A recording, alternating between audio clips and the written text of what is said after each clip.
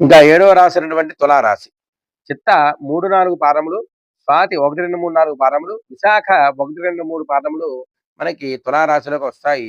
వీరికి ఈ సంవత్సరం ఆదాయం 11, వ్యయం 5, రాజపూజ్యం 2, అవమానం 2.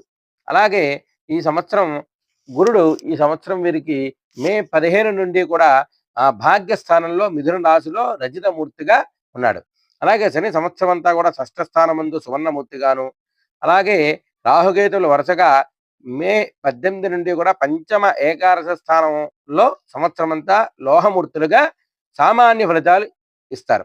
అలాగే ఈ యొక్క ఆదాయానికి సంబంధించిన ఖర్చు, ఉద్యోగం చేసేవారి కృషికి తగిన గౌరవం ఉంటుంది. ఉద్యోగస్తులకి ప్రమోషన్లు ఈ సంవత్సరం సంతృప్తికరంగా ఉంటాయి.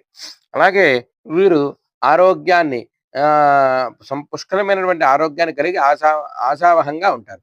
ధార్మిక కార్యక్రమాల్లో తరచుగా పాల్గొంటూ ఉంటారు. అలాగే విద్యార్థులకి కష్టపడి శ్రమించిన తర్వాతే వీరు విజయాన్ని సాధిస్తారు. అలాగే సంతానం ఆనందాన్ని పొందుతారు. అలాగే కుటుంబ సభ్యులతో మంచి సామరస్య వాతావరణం పెరుగుతుంది. ఈ సంవత్సరం ఆరంభం నుండి కూడా శని సంచారం అనుకూలమైనదిగా భావిస్తారు. ఎన్నికల్లో విజయం సాధిస్తారు. అలాగే ఈ యొక్క రాశి గల రాజకీయ నాయకులకి ఈ యొక్క సంవత్సరం అంతా కూడా ఆశాజనకంగా ఉంటుంది.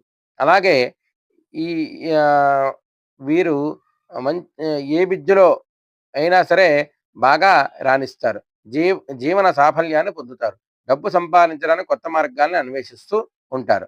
అలాగే ఈ యొక్క ఈ రాశి గలవారికి వ్యాపారస్తులకు కూడా చక్కగా ఈ సంవత్సరం ఆశావహంగా ఉంటుంది. వీరికి